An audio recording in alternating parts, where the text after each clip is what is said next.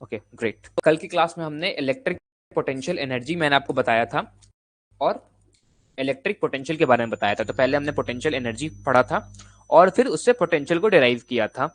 If you do remember कि potential divided by the charge is potential energy divided by the charge is actually the potential. Okay, आज हम लोग उसी चीज में और डीप में जाएंगे। पोटेंशियल के अंदर अलग अलग जो शेप्स होते हैं उनके पोटेंशियल की जो वैल्यूज होती हैं वो अलग अलग होती हैं। क्यों?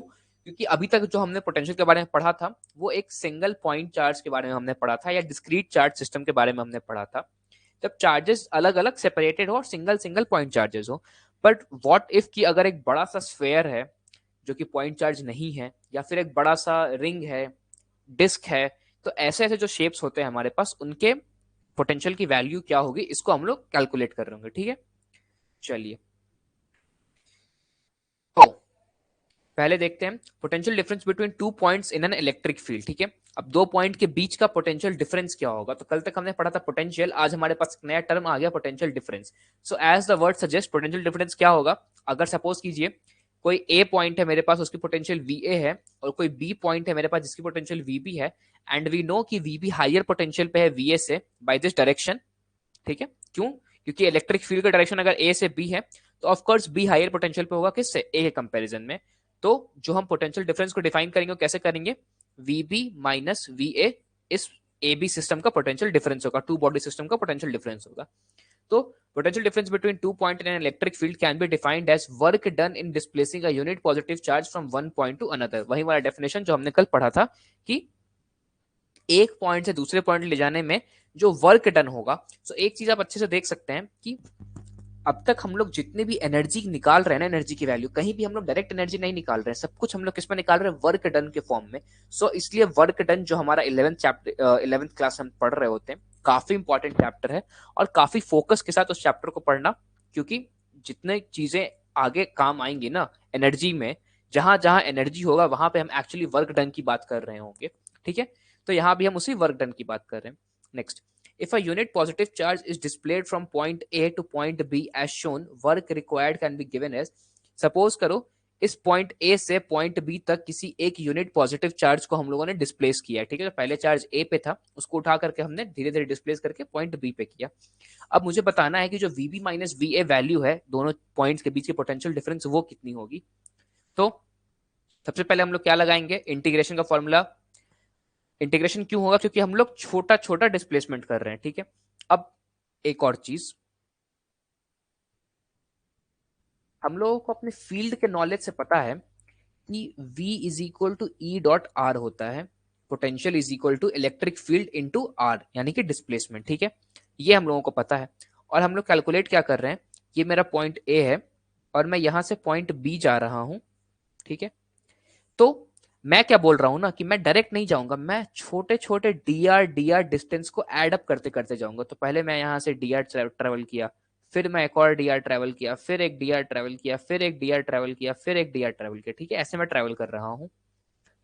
तो अच्छा, इलेक्ट्रिक फील्ड तो मेरे हर डी आर के लिए सेम रहेगी। इलेक्ट्रिक फील्ड जो इस पूरे जहां पे ये मेरा दोनों पॉइंट मौजूद है वहां की इलेक्ट्रिक फील्ड तो ई सेम ही है। तो हर एक डी आर डिस्प्लेसमेंट के करस्पॉन्डिंग मेरे पास एक छोटा पोटेंशियल डिफरेंस आएगा डीवी। ठीक है, और एक डीवी की वैल्यू क्या होगी, ई डॉट छोटा सा डी आर। तो इस छोटे डी आर के करस्पॉन्डिंग में एक छोटा सा पोटेंशियल डिफरेंस जनरेट हो रहा है। ठीक है, अब मैं इन सारे पोटेंशियल को जब एडअप करूंगा, मैंने जितना बार डी आर ट्रेवल किया उतने बार मैं सबको एडअप करूंगा, तो मैं क्या बना दूंगा, टोटल पोटेंशियल। तो मैं यहां से यहां इंटीग्रेशन लगा दूंगा। ठीक है, अब इंटीग्रेशन तो हो गया, अब मुझे क्या चाहिए कि ये तो पोटेंशियल आ गया, पोटेंशियल डिफरेंस के लिए मैं क्या करूंगा, मैंने कहां से कहां ट्रेवल किया था वो लिमिट लगा दूंगा। तो पहले मैं ए पे था, फिर मैं बी पे गया, तो मैंने ए से बी ट्रेवल किया, तो ये इसका इंटीग्रेशन लगा दिया, और यही मेरे किसके बराबर आ जाएगी, V B minus V A के बराबर। यही वैल्यू मेरे आ जाएगी V B minus V A के बराबर में। तो देखो यहाँ पे V B minus V A is equal to A से बी, मैंने ए से बी ट्रेवल किया, ई डॉट डी आर। अब अच्छा, इसके अलावा एक नेगेटिव साइन भी है। नेगेटिव साइन क्या इंफेसाइज कर रहा है, तो बेसिकली नेगेटिव साइन कुछ ज्यादा इंफेसाइज नहीं कर रहा है, मैं जो डिस्टेंस ट्रेवल कर रहा हूं ना उसके करस्पॉन्डिंग में नेगेटिव साइन काम कर रहा है। क्यों? क्योंकि मेरा जो इलेक्ट्रिक फील्ड का डायरेक्शन है और जो मेरा मूवमेंट का डायरेक्शन है वो दोनों थोड़ा डिफरेंट है। ठीक है, तो ये नेगेटिव उसके लिए करस्पॉन्ड कर रहा है। चलिए, if a charge q is shifted from point a to point b, work done against electric forces can be given as w is equal to q vb minus va। ये मेरा work done का formula दूसरा आ जाएगा directly displacement के basis पे। ठीक है, क्यों? Work done is equal to, मैं जानता हूं क्या होता है, इलेक्ट्रोस्टैट्स में हमने पढ़ा था work done is equal to QV होता है। ठीक है, तो अब वर्क डन ए से बी में क्या होगा, तो Q V B minus Q V A is equal to work done. ये आपका टोटल डिस्प्लेसमेंट का वर्क डन हो जाएगा। तो यही चीज यहाँ लिखी हुई है, यहाँ पे लिखी हुई है। Next, N electric field is conservative work done and hence potential difference between 2 point is path independent and depends only on the position and initial and final points w1 is equal to w2 is equal to w3। बहुत important point है। हमारे पास क्या है, जो work done है ना वो कहाँ हो रहा है, कंजर्वेटिव फोर्स पे हो रहा है। क्यों? क्योंकि मेरी जो इलेक्ट्रिक फील्ड है या जो इलेक्ट्रिक फोर्सेस होते हैं वो कंजर्वेटिव इन नेचर होते हैं। अब कंजर्वेटिव फोर्सेस की सबसे अच्छी बात क्या होती है कि मेरे पास जो कंजर्वेटिव फोर्सेस होते हैं, कंजर्वेटिव फोर्सेस वो क्या होते हैं आपके, पाथ इंडिपेंडेंट होते हैं। पाथ इंडिपेंडेंट का क्या मतलब है, ये हम लोग जब पिछला चैप्टर पढ़ रहे थे अभी हम अपने सेमीकंडक्टर्स वाला, तो उसमें भी हमने कई बार देखा था कि पाथ इंडिपेंडेंट की मैं बात कर रहा था, पाथ इंडिपेंडेंट की, या इलेक्ट्रिक फील्ड की मैं बात कर रहा था तो उसमें भी पाथ इंडिपेंडेंट था। और सॉरी सेमीकंडक्टर, सॉरी ये थर्मोडायनेमिक्स जब हम लोग पढ़ रहे थे तो पाथ इंडिपेंडेंस की हम लोग बात किए थे उसमें। तो पाथ इंडिपेंडेंस क्या होता है, सपोज करो मुझे ना ए से बी जाना है। ठीक है, अब ए से बी जाने के बाद मेरे पास मल्टीपल वेज हो सकते हैं। मैं ऐसे जाऊं, ऐसे ऐसे ऐसे जाऊं, ऐसे जाऊं, या ऐसे ऐसे ऐसे ऐसे ऐसे ऐसे जाऊं। बहुत सारे रास्ते हो सकते हैं, इनफाइनाइट वेज हैं। अब यहाँ पे आता है कंजर्वेटिव और नॉन कंजर्वेटिव फोर्स। तो जो कंजर्वेटिव फोर्सेस होते हैं ना उनमें जो वर्क डन होता है वो पाथ इंडिपेंडेंट होता है। कहने का मतलब कि वो सिर्फ डिपेंड करेगा कि मैंने स्टार्ट कहाँ से किया और मैं एंड कहाँ पे हुआ, मैंने कौन सा पाथ लिया है, इस पे बिल्कुल भी डिपेंड नहीं करेगा मेरा वर्क डन। मैं जहां से जा रहा हूं, शुरू हो रहा हूं, और मैं कहाँ खत्म हो रहा हूं। और ये चीज क्यों होती है, क्योंकि हम लोग को याद होना चाहिए कि वर्क डन हमारा क्या होता है, फोर्स इनटू डिस्प्लेसमेंट होता है। डिस्प्लेसमेंट टर्म आ रहा है यहाँ पे। तो ए से बी का मैं कोई भी पाथ लूंगा, मेरा जो डिस्प्लेसमेंट होगा वो क्या होगा, शॉर्टेस्ट पॉसिबल पाथ यहां से यहां। तो इसीलिए मेरा वर्क डन किस पे डिपेंड करेगा, हमेशा इनिशियल और फाइनल पोजीशन पे। मैं ए से निकला और बी पे पहुंचा, कैसे भी पहुंचा डजेंट मैटर, तो मेरा वर्क डन दोनों ही केसेस में सेम आएगा। कहने का मतलब है कि मैंने जो यहाँ पे ये इंटीग्रेशन से वर्क डन निकाला है ना, और जो ये वर्क डन निकाला है, ये दोनों ही वर्क डन इक्वल आएंगे। क्यों? क्योंकि अभी मैंने इसको ऐसे काउंट किया है इस वाले फर्स्ट वाले फॉर्मूला के लिए, और सेकंड वाले फॉर्मूला के लिए मैंने इसको स्ट्रेट लाइन मान के काउंट किया है। तो दोनों में ही चीजें सेम रहेगी। क्यों? क्योंकि इलेक्ट्रिक फील्ड मेरा कंजर्वेटिव है और दूसरा वर्क डन मेरा पाथ इंडिपेंडेंट होता है। किसके लिए? कंजर्वेटिव फोर्सेस के लिए। चलिए, यहाँ तक क्लियर है बेटा? कोई डाउट यहाँ तक?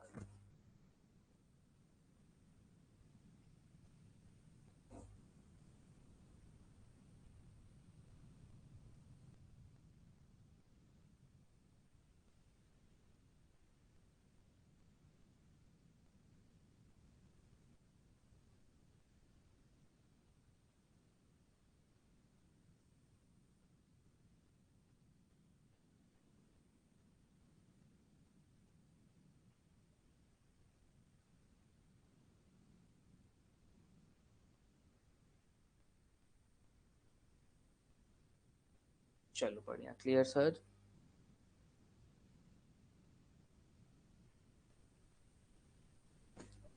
ये बढ़ते हैं। Yes, electric potential due to a point charge. अब देखते हैं कि एक पॉइंट चार्ज के कारण मेरा पोटेंशियल क्या होना चाहिए। ऑलरेडी ये चीज हम लोग पिछले बार लास्ट क्लास में मैंने बताया था। यहाँ पे बस उस चीज को मैं इंटीग्रेशन के थ्रू थोड़ा सा इलेबोरेट करके बता रहा हूँ। ठीक है, तो क्या पढ़ा था हमने कि प्लस क्यू चार्ज के कारण जो पोटेंशियल डिफरेंस होगा, सपोज करो मेरा प्लस क्यू चार्ज यहाँ पे है उससे r डिस्टेंस पर ये p पॉइंट है और इस p पॉइंट पे मैं पोटेंशियल निकालना चाहता हूं कि इस प्लस q चार्ज के कारण ना, ये जो प्लस q चार्ज है इसके कारण इस p पॉइंट पे मेरा कितना पोटेंशियल आएगा। ठीक है, अब ये हम कैसे निकालते थे, तो तरीका याद होना चाहिए। तरीका क्या था कि अगर मेरे पास प्लस क्यू चार्ज यहाँ पे है और मुझे इससे आर डिस्टेंस पर यहाँ पे निकालना है, तो मैं क्या बोलता था कि मैं सपोज करता हूँ एक टेस्ट चार्ज मेरा यहाँ पर है और इस टेस्ट चार्ज को इन्फिनिटी पर है ये, और मैं इसको धीरे धीरे धीरे धीरे स्लोली डिस्प्लेस करके इस पी पॉइंट तक पहुंचाऊंगा, और इस डिस्प्लेसमेंट में मेरा जो वर्क डन होगा वही मेरा क्या होगा, मेरा वर्क डन जो आएगा वही मेरा पोटेंशियल के बराबर आएगा।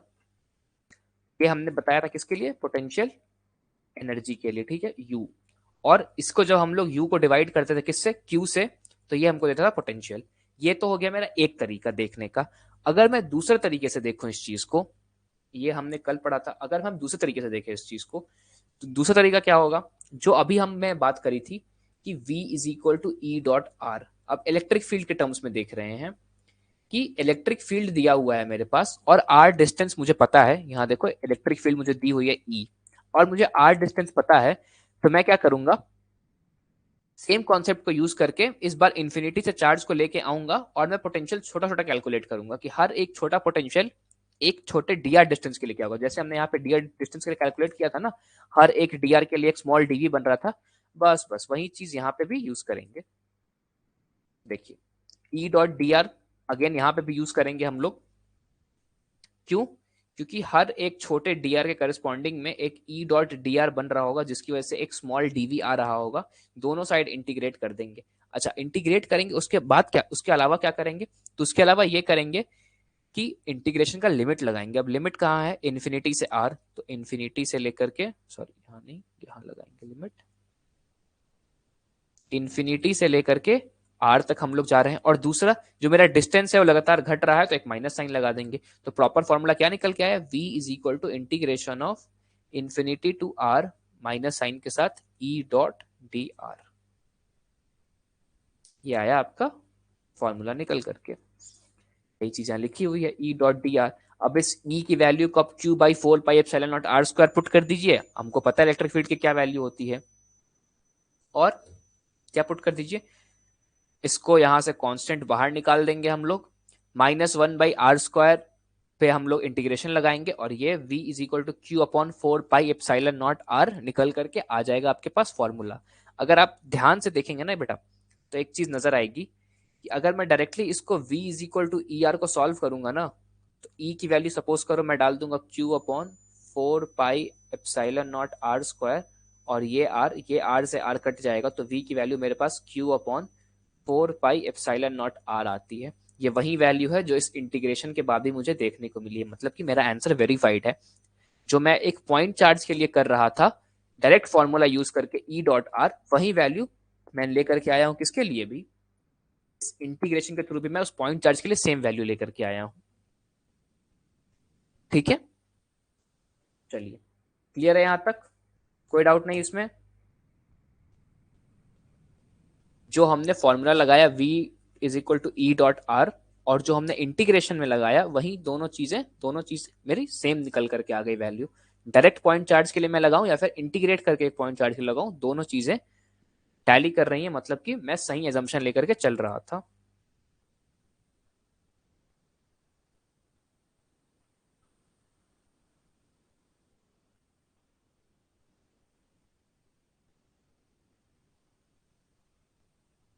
क्लियर है बेटा,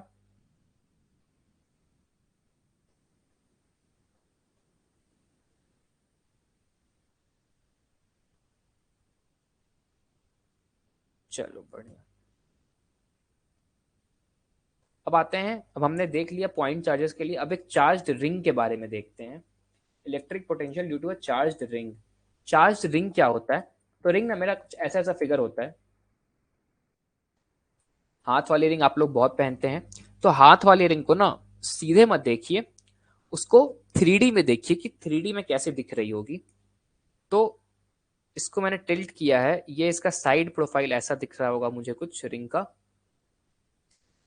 ये इसका सेंटर होगा, और यहाँ से उसकी एक एक्सिस पास कर रही है। मैं ऐसे फोटो नहीं बना रहा हूँ, ये बीच का पार्ट ऐसा नहीं कि रिंग मैं सामने से देख रहा हूँ, मैं रिंग को साइड से देख रहा हूँ, ये इसकी हॉरिजॉन्टल व्यूइंग है।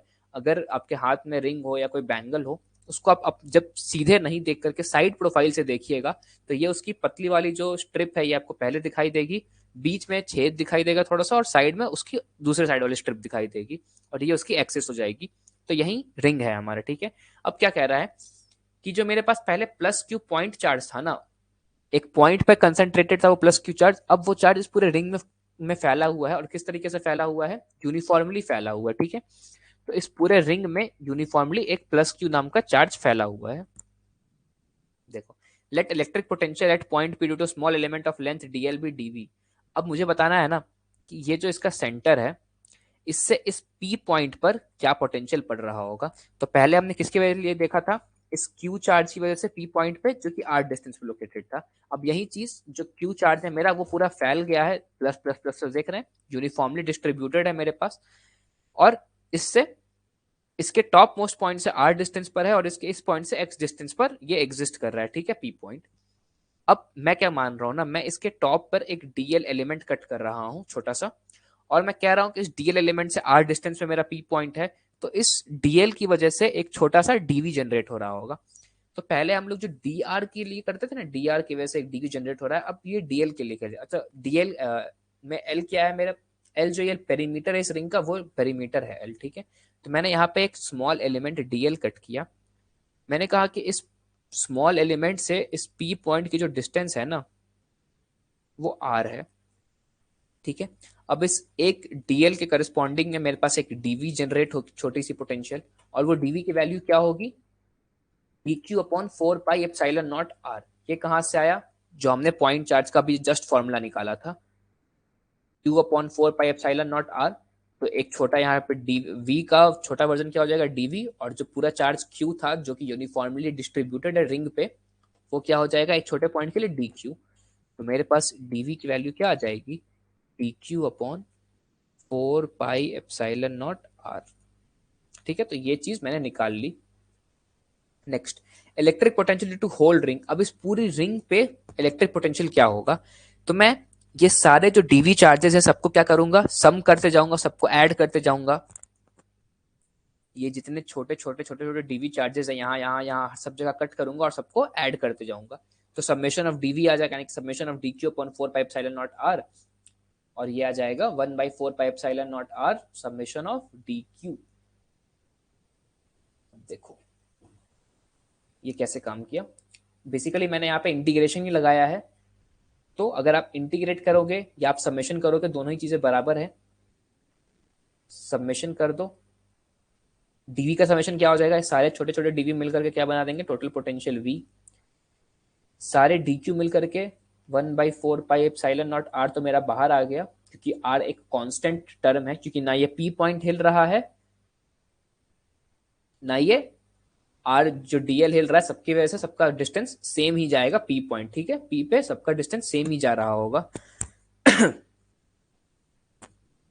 चलिए, into summation of D Q, और समेशन ऑफ डी क्यू क्या हो जाएगा, क्यू, तो v is equal to 1/4 pi epsilon not R into D Q. ये हो गया आपका फॉर्मूला। अब यहाँ पे आप चाहें तो r को रिप्लेस कर सकते हैं। r मैंने एक इमेजिनरी टर्म लिया था, यहाँ पे एक्चुअल गिवन टर्म्स क्या क्या थे, कि ये रिंग की रेडियस a है और रिंग x डिस्टेंस पर है। तो पाइथागोरस थ्योरम लगाएंगे तो r की वैल्यू क्या आ जाएगी, √a² प्लस x²। यहाँ पे r की वैल्यू को चेंज कर देंगे तो क्या आएगा, v is equal to, sorry ये dq नहीं रहेगा, बस टोटल q हो जाएगा ये, yes, q upon 4 pi epsilon naught a² plus x² to the power 1/2। ये हो गई मेरी वैल्यू, यही वैल्यू मेरे पास यहाँ आई है। ये डिस्टेंस ध्यान रखना कि ये जो r है ना, ये मैंने इमेजिनरी लिया था, मेरे पास गिवन a और x थे, और r सबके लिए सेम रहेगा। क्यों, क्योंकि a जो रेडियस है वो अगर मैं यहाँ भी कोई पॉइंट लेता हूं तो भी a रहेगा, यहाँ भी कोई पॉइंट लेता हूं तब भी a रहेगा, यहाँ भी कोई पॉइंट लेता हूं तो भी a रहेगा, और x इसके सेंटर से पी पॉइंट की डिस्टेंस है वो भी हमेशा कांस्टेंट रहेगी। तो जब ए और एक्स हमेशा कांस्टेंट है तो आर की वैल्यू भी हमेशा हमेशा कांस्टेंट रहेगी, चाहे मैं यहाँ का एलिमेंट काटूं, चाहे मैं यहाँ का एलिमेंट काटूं, चाहे मैं यहाँ का एलिमेंट काटूं, चाहे मैं यहाँ का एलिमेंट काटूं, कहीं का भी मैं एलिमेंट छोटा सा डीएल लूंगा उसके लिए आर हमेशा सेम रहेगा।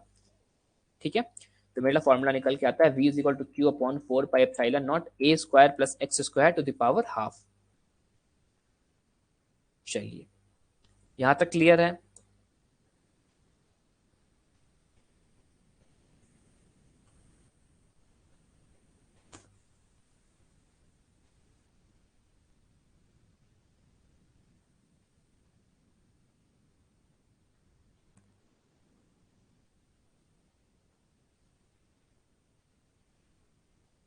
फाइन फाइन, चलिए नेक्स्ट। अब हमने देख लिया पॉइंट चार्जेस के लिए, देख लिया हमने, देख लिया रिंग के लिए। अब हम देखेंगे कंडक्टिंग स्फेयर। तो स्फेयर क्या होता है? स्फेयर हम लोग सबको जानते हैं, एक बड़ा सा बॉल होता है, ठीक है, और अंदर कुछ भरा हुआ है, और ये कंडक्टिंग स्फेयर और शेल है।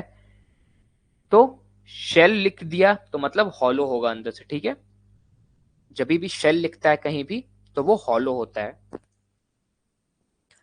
चलिए, तो ये शेल का मतलब क्या है कि ये एक हॉलो स्फेयर है। शेल का मतलब हॉलो स्फेयर, ठीक। अब नेक्स्ट, अब मुझे इस शेल के कारण पोटेंशियल कैलकुलेट करनी है। फंडा अभी भी वही सेम है। जो मेरा एक पॉइंट चार्ज था जिसको मैंने पूरे रिंग पे इक्वली डिस्ट्रीब्यूट किया था, अब वो मेरा पॉइंट चार्ज इस पूरे शेल के ऊपर इक्वली डिस्ट्रीब्यूट हो गया है। तो Q जो चार्ज है इस पूरे शेल के ऊपर इक्वली डिस्ट्रीब्यूटेड है यूनिफॉर्मली। कहीं भी एक पॉइंट पे मैं उठाऊंगा तो DQ चार्ज निकलेगा मेरा वहां पे, ठीक है। अब देखो, अब मेरे पास यहां से दो केसेस बनते हैं कि मुझे पोटेंशियल कहाँ निकालना है। मुझे पोटेंशियल P पॉइंट पे निकालना है। P पॉइंट तीन तरीके से बन सकते हैं, ठीक है। तो अगर ये मेरा हॉलो स्फेयर है, इसका सपोज करो ये सेंटर है और ये इसका रेडियस r है। अब P पॉइंट कहाँ कहाँ हो सकते हैं? या तो मैं कहूं कि मेरा P पॉइंट अंदर है, मुझे अंदर पता करना है कि इस स्फेयर के अंदर कितना पोटेंशियल है, या इस स्फेयर के बाउंड्री पे कितना पोटेंशियल है, या फिर इस स्फेयर के आउटसाइड एक पॉइंट P है उस पर कितना पोटेंशियल। तो मुझे पता करना है तीनों केसेस में। सबसे पहले पहला केस मैं ले रहा हूं कि अगर मेरा जो पॉइंट P है ना वो आउटसाइड द स्फेयर है, तो मैं कैसे पता करूंगा? ठीक है, तो मेरा point P outside the sphere है, इसके लिए केस क्या बन जाएगा? जो स्मॉल r है, स्मॉल r क्या है? यहां से यहां का डिस्टेंस स्मॉल r मैंने कैलकुलेट किया, तो small r greater than r, यानी कि आउटसाइड द स्फेयर है मेरा पॉइंट P। तो आउटसाइड द स्फेयर के लिए क्या होगा? According to definition of electric potential at point P, मैं सबसे पहले क्या करूंगा, एक छोटा सा DQ कट करूंगा, उसकी वजह से मैं dr निकालूंगा। वही वाला प्रोसेस जो अब तक हम लोग पढ़ते आ रहे हैं। ये इंटीग्रेशन तो कांस्टेंट आ गई, ठीक है। ये इंटीग्रेशन कांस्टेंट आ गई, इसको मैंने कैलकुलेट किया, E की वैल्यू पुट करी। अच्छा, यहाँ पे ना E की वैल्यू बहुत डिपेंड करेगी। क्यों डिपेंड करेगी? क्योंकि अगर आपको याद हो तो इलेक्ट्रिक फील्ड वाले लेक्चर से हमने पढ़ा था कि जो इलेक्ट्रिक फील्ड की वैल्यू है ना वो होती है Q upon 4 pi epsilon naught r square, sphere के बाहर outside plus on the sphere, पर इनसाइड E की वैल्यू 0 होती है। जब इनसाइड का केस देख रहे होंगे तो ये वाली चीज को कंसिडर करेंगे। अभी बाहर के लिए E का वैल्यू क्या है? ये है। मेरा फॉर्मूला क्या बनता है? v is equal to integration infinity से r minus E dot d r. यहाँ पे E की वैल्यू को मैं क्या पुट कर दूंगा? Q upon 4 pi epsilon naught r square, और आगे फिर एक इजी सा इंटीग्रेशन प्रोसीड करेंगे हम लोग, जो हम लोग पहले से देखते हुए आ रहे हैं, ठीक है। ये इंटीग्रेशन क्या है? Q upon 4 pi epsilon naught r square है, इसको मैंने बाहर निकाला, इतने पार्ट को, आर स्क्वायर को अंदर छोड़ दिया, इन्फिनिटी से आर तक 1/r² dr को मैंने इंटीग्रेट किया, और उसकी फाइनल वैल्यू निकल के क्या आ गई? v is equal to Q upon 4 pi epsilon naught r। जो अब तक निकलते हुए आ रहा था वही वैल्यू निकल करके आई है, ठीक है। तो v की वैल्यू मेरे पास क्या निकल के आ जाएगी? q upon 4 pi epsilon naught r, जो अब तक निकलते हुए आ रहा था। किसके लिए है? Outside the sphere. अब जब स्फेयर के आउटसाइड निकाल लिया है तो ऑन द स्फेयर क्या होगा? अब देखो, ऑन द स्फेयर के लिए क्या करना पड़ेगा? इलेक्ट्रिक फील्ड का फॉर्मूला सेम है, सब कुछ सेम है, तो मैं क्या कर सकता हूं, इस P पॉइंट को बस अगर खींच करके यहाँ पे ले आऊं स्फेयर के पार्ट पे, तो मेरा ऑन द स्फेयर का पार्ट आ जाएगा। ऑन द स्फेयर के लिए भी इलेक्ट्रिक फील्ड सेम ही रहेगी मेरी, तो मैं क्या कह सकता हूँ कि ऑन द स्फेयर भी v is equal to Q upon 4 pi epsilon naught r ही रहेगा। तो outside plus on the sphere के लिए v का फॉर्मूला सेम है q upon 4 pi epsilon naught r, जो हम लोग अब तक पढ़ते हुए आ रहे हैं। तो देख लो यहाँ पे वही लिखा हुआ है। ऑन द स्फेयर का केस में क्या है, v is equal to infinity से r तक इंटीग्रेट किया, e की वैल्यू डाली q upon 4 pi epsilon naught r square, इसको बाहर निकाला कांस्टेंट टर्म को, इसको इंटीग्रेट किया और फाइनल वैल्यू क्या आ गई, v is equal to q upon 4 pi epsilon naught r। ये मेरी आ गई ऑन द स्फेयर की वैल्यू पोटेंशियल की। यहां तक क्लियर है, कोई डाउट नहीं इसमें?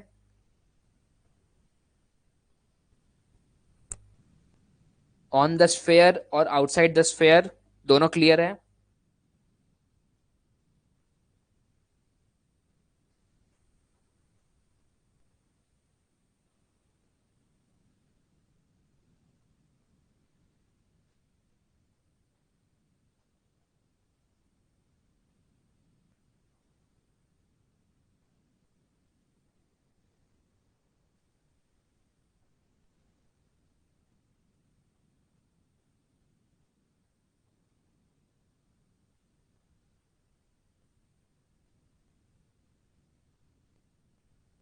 दीपिका बेटा क्लियर है यहां तक?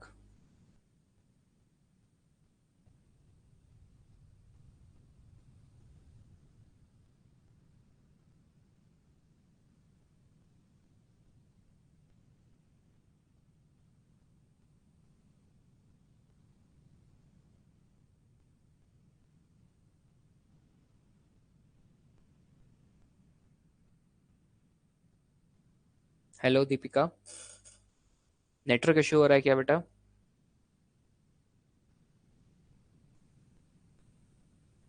क्लियर है?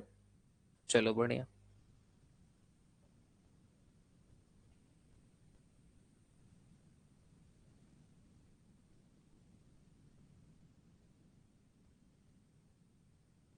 ठीक है, कोई बात नहीं, चलो बढ़िया।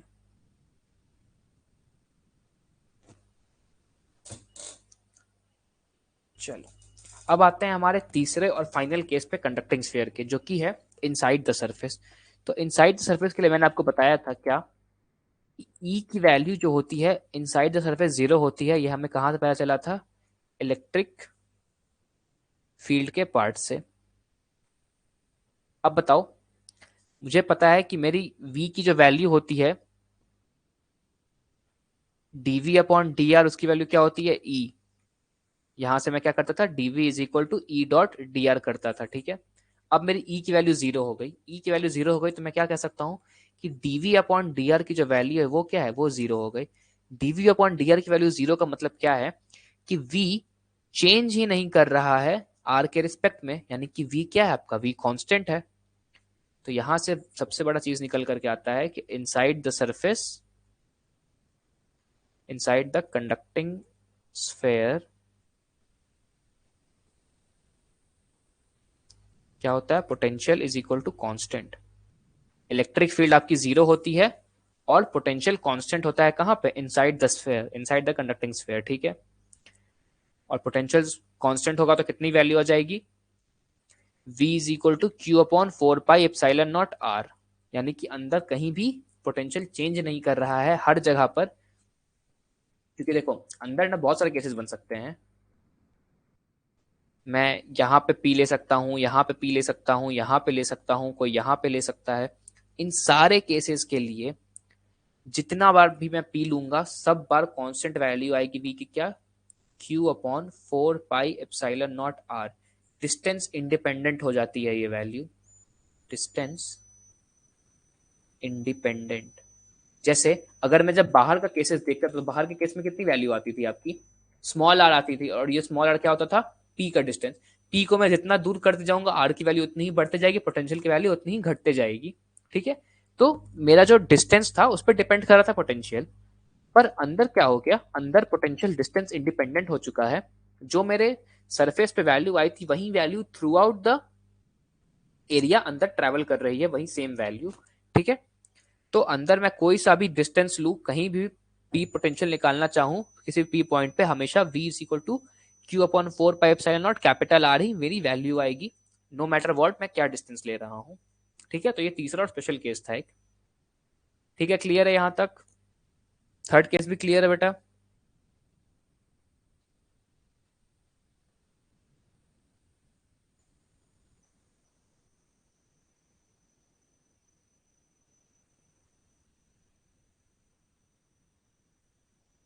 चलो बढ़िया। तो अगर एक शॉर्ट रिकैप मैं आपको दूं, ये हम लोग अब तक क्या किए हैं, तो देखो मेरे पास जो पोटेंशियल था उसको मैंने कहा कि दो तरीके के हो सकते हैं, या तो पॉइंट चार्ज या डिस्क्रीट चार्ज। अगर जो पॉइंट चार्ज हो तो पोटेंशियल की वैल्यू क्या आती है, v is equal to Q upon 4 pi epsilon not are. ठीक है, अब डिस्क्रीट चार्जेस में मेरे पास बहुत सारे तरीके थे। पहला तरीका क्या था डिस्क्रीट चार्जेस का, थोड़ा सा छोटा कर लेते हैं। हाँ, पहला तरीका क्या था, एक रिंग था। रिंग में क्या होता था, पोटेंशियल वही same Q upon 4 pi epsilon not. R की जगह क्या होता था वहां पे, A square plus X square to the power half. A और एक्स क्या था, ए रेडियस था और एक्स डिस्टेंस था। फिर मैंने बात करी किसकी, कंडक्टिंग स्फेयर की। कंडक्टिंग स्फेयर, कंडक्टिंग स्फेयर मेरे पास तीन तरीके के हुए। कौन कौन से हैं वो, पहले आउटसाइड वाले। तो आउटसाइड में मेरे पास वैल्यू क्या आती थी, v is equal to Q upon 4 pi epsilon naught small r. Small r मेरा डिस्टेंस होता था। ठीक है, नेक्स्ट आता था on the surface. On the surface पे क्या किए थे, इस v की वैल्यू में r की जगह कैपिटल R लगा दिए थे, तो q upon 4 pi epsilon not capital R, ये हो गया ऑन द सरफेस। और आउटसाइड के बाद आया इनसाइड। इनसाइड द सरफेस क्या करेंगे, v is equal to Q upon 4 pi epsilon naught R। ये एक कांस्टेंट वैल्यू रह जाएगी, यहाँ पे लिख लो, ये एक कांस्टेंट वैल्यू रह जाएगी। क्यों, क्योंकि आपका e यहाँ पे जीरो हो जाता है, और जब e जीरो होता है तो उससे क्या होता है, D by D R zero. v change नहीं करता है, v कांस्टेंट रह जाता है, जिसकी वजह से through out the surface distance independent potential flow करती है, जिसकी वैल्यू होती है Q upon 4 pi epsilon not capital are. ठीक है, क्लियर है यहां तक? सारे फॉर्मूलाज क्लियर है बेटा? सारे फॉर्मूलाज बहुत इंपॉर्टेंट है, सारे फॉर्मूलाज को लिख करके डायरी में या कहीं नोट बना करके याद कर लो। एग्जाम पॉइंट ऑफ व्यू से बहुत इंपॉर्टेंट फॉर्मूलाज है, यही सारे फॉर्मूलाज के थ्रू आउट आपके क्वेश्चंस घूम रहे होंगे। ठीक है, क्लियर है, कोई डाउट नहीं इनमें?